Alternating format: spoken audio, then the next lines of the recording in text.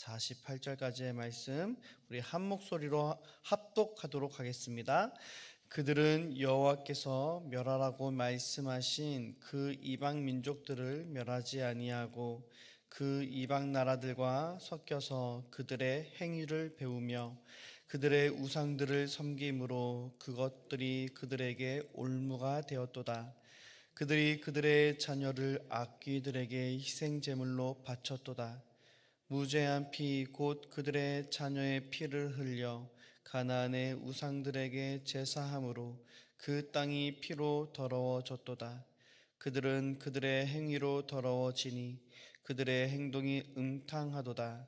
그러므로 여호와께서 자기 백성에게 맹렬히 노하시며 자기의 유업을 미워하사 그들을 이방 나라의 손에 넘기심에 그들을 미워하는 자들이 그들을 다스렸도다. 그들이 원수들의 압박을 받고 그들의 수하에 복종하게 되었도다. 여호와께서 여러 번 그들을 건지시나 그들은 교묘하게 거역하며 자기 죄악으로 말미암아 낮아짐을 당하였도다. 그러나 여호와께서 그들의 부르짖음을 들으실 때에 그들의 고통을 돌보시며 그들을 위하여 그의 언약을 기억하시고 그 크신 인자하심을 따라 뜻을 돌이키사 그들을 사로잡은 모든 자에게서 긍휼히 여김을 받게 하셨도다. 여호와 우리 하나님이여 우리를 구원하사 여러 나라로부터 모으시고 우리가 주의 거룩하신 이름을 감사하며 주의 영예를 찬양하게 하소서. 여호와 이스라엘의 하나님을 영원부터 영원까지 찬양할지어다. 모든 백성들아 아멘 할지어다. 할렐루야. 아멘. 오늘의 말씀 요약을 보겠습니다. 이스라엘 조상들은 이방 민족을 멸하라 하신 하나님의 명령을 거역하고 우상에게 자녀까지 바쳤습니다. 이에 하나님은 그들을 이방의 손에 넘기셨으나 그들과의 언약을 기억하시고 그들을 여러 번 건져주셨습니다. 시편 기자는 이제 자신들을 구원하셔서 주님의 영예를 찬양하게 하시길 간구합니다. 오늘 말씀 본문 속에 이스라엘 백성들이 그 역사 가운데 하나님 앞에 끊임없이 범죄한 사실을 기록하고 있습니다. 오늘 본문 34절과 48절에 나오는 이스라엘이 하나님 앞에 범죄한 내용은 무엇입니까? 그것은 바로 우상을 음란하게 섬기었던 것입니다. 이스라엘의 역사 속에서 끊임없이 그들이 넘어지고 하나님 앞에 징계를 받고 고난과 어려움을 겪었던 이유가 바로 여기에 있습니다. 바로 우상 숭배였던 것이죠. 그들은 끊임없이 우상을 섬겼습니다.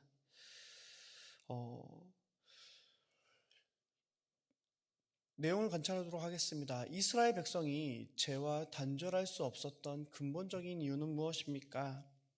우리 34절을 보시면요. 이스라엘은 하나님께서 명백히 멸하라 명하신 이방 민족들을 멸하지 않았습니다.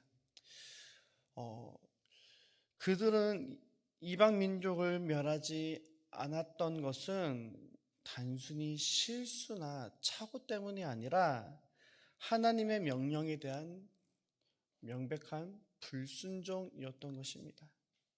그들은 이방 민족을 멸할 수 있었습니다. 그런데 이방 민족을 멸하는 것보다 자신들을 수종들게 하는 것, 자신들의 노예로 부리는 것이 더 이득이다, 나아 보인다는 생각이었습니다. 그래서 그들은 하나님의 말씀을 알매도 불구하고 멸하지 않았습니다. 35절 말씀에 보면 그들의 그 불순종의 결과가 나오는데 그 이방 나라들과 섞여서 그들의 행위를 배우며 그들의 우상들을 섬김으로 그것이 그들에게 올무가 되었다. 성경은 말하고 있습니다. 여기서 이스라엘 백성들이 하나님의 말씀에 불순종한 그 결과가 어떻게 되는지를 나오는데 이방 나라들과 섞였고요. 그들은 그들의 행위를 배웠고 또 그 이방 나라들의 우상들을 섬겼다라고 말하고 있습니다. 우리가 불순종하였을 때 그 결과가 갑자기 급격하게 확 나오지 않습니다. 불순종의 결과는 조금씩 우리를 좀먹게 되고요. 조금씩 그들과 그 이방 민족들과 같아지는 과정을 볼 수 있습니다. 처음에는 관계를 끊지 않은 것이었지만 그것이 문화적으로 그들의 영적으로 동화되는 것으로 이어지는 것을 볼 수 있습니다. 그리고 36절에 그 마지막 결론은 무엇입니까? 이방의 우상들이 이스라엘의 올무가 되었다라고 말하고 있습니다. 그 스스로 선택한 그 죄가 결국 자신을 묶는 올무가 되는 것입니다. 이스라엘 백성이 죄와 단절할 수 없었던 근본적인 이유는 바로 여기 있습니다. 바로 하나님의 말씀에 불순종하여서 이스라엘로서 하나님의 백성으로서 거룩함을 포기했기 때문입니다. 그 구별의 포기가 혼합이 우상숭배를, 그래서 그 우상숭배가 그들의 발목을 잡는 올무가 되는 악순환을 낳았던 것입니다. 이토록 이스라엘 백성들은 항상 모든 시기마다 하나님 앞에 범죄하여 무너졌습니다. 넘어졌습니다. 그래서 하나님은 그들을 가만히 둘 수 없어서 그들을 징계하시죠. 그런데 그 징계 때마다 이스라엘 백성들은 하나님 앞에 부르짖게 됩니다. 놀라운 것은요, 시인은 백성이 부르짖을 때 하나님께서 그들을 응답하셨다는 것입니다. 시인은 백성이 부르짖을 때 하나님께서 어떻게 반응하신다고 말씀하고 있습니까? 44절과 45절 말씀인데요. 그러나 여호와께서 그들의 부르짖음을 들으실 때에 그들의 고통을 돌보시며, 우리 45절입니다. 함께 읽겠습니다. 그들을 위하여 그의 언약을 기억하시고 그 크신 인자하심을 따라 뜻을 돌이키사. 아멘. 44절에 하나님께서 그들이 부르짖을 때에 하나님께서 그들의 고통을 돌보셨다 말씀하고 있습니다. 하나님은 돌보시는 하나님이십니다. 여기서 돌아보다라는 뜻은요, 그냥 단순히 쳐다보는 것이 말하는 것이 아닙니다. 여기서 돌아보다라는 말은요, 긍휼로 사랑의 시선으로 돌아보는 것을 말합니다. 출애굽기 3장 7절에서 하나님이 이스라엘의 고통을 보았다라고 하실 때 같은 단어를 사용하고 있습니다. 우리 하나님은요, 우리의 인생의 고통 속에, 우리의 부르짖음에 저 먼 발치에서 그냥 쳐다보시는 분이 아니라 사랑의 시선으로 우리를 돌보아 주시는 분이십니다. 하나님은 우리를 방관하지 아니하시고 가까이에서 우리를 돌보아 주십니다. 그리고 45절 말씀해 보면 그들을 위하여 그의 언약을 기억하시고 그 크신 인자하심을 따라 뜻을 돌이키셨다 말씀하고 계십니다. 여기 두 가지 핵심 행동이 나옵니다. 첫 번째, 하나님께서 언약을 기억하셨다 말씀하고 있습니다. 하나님의 기억은요, 과거의 정보를 회상하는 것이 아니라 과거에 아브라함과 그 조상들에게 하신 그 약속에 따라 적극적으로 행동하시는 것을 볼 수 있습니다. 대표적으로 출애굽기에 보면은 이스라엘 백성들은 다 하나님을 잊어버렸습니다. 다 애굽의 우상을 따라 그렇게 살아가고 있을 때 그 고통 속에서도 그들은 그냥 신음하였습니다. 하나님께 부르짖은 것이 아니라 신음하였습니다. 그런데 하나님은요, 그들의 신음을 들으시고요, 아브라함과 조상들에게 하신 약속을 기억하셨습니다. 그래서 그들을 돌봐 주셨습니다. 하나님 마찬가지입니다. 하나님은 약속을 기억하심으로 그 약속에 따라 적극적으로 행동하십니다. 사람은 그 약속을 잊었을지라도, 사람들은 하나님을 잊었을지라도 하나님은 이 약속을 기억하시고 그 약속을 끝까지 신실하게 지키시고 행하시는 하나님이십니다. 그리고 그 약속에 따라 하나님은 뜻을 돌이키셨습니다. 하나님이 심판에서 긍휼로 방향을 바꾸신 것입니다. 하나님의 반응은 즉각적이고 또 인격적입니다. 하나님은 들으시고 보시고 기억하시고 돌이키십니다.